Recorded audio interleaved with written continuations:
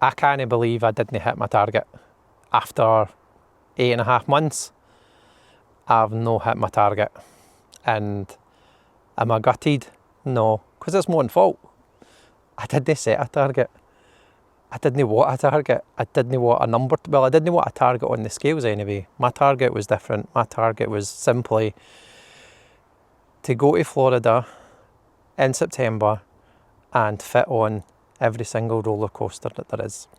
I've done them all before, but there was one that I failed to get on last time in 2023. I couldn't get on the Velocicoaster.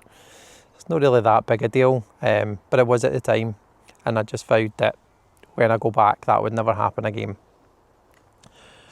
So how do I measure whether I've made progress or not? If I didn't set a target, like, how do I measure that? Quite simply, I'll measure that in a week when I am in the Sunshine State and I am in that queue for Velocicoaster and I sit my arse on that seat. That's how I measure it.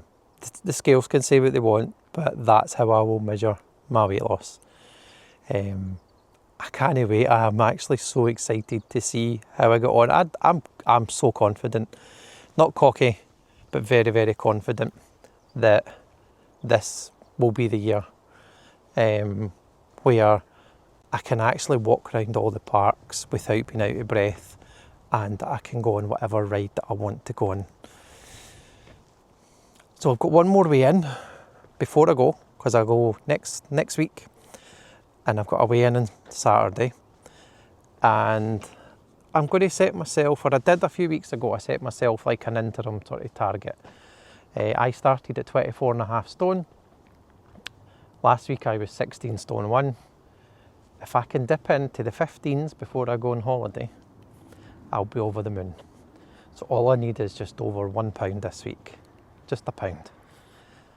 If I get it, brilliant. You'll hear me shouting about it. If I don't, I will still post. I will still shout about it, because I don't believe that's where I'll measure my success. My success will be measured in Florida, in those theme parks, on those roller coasters.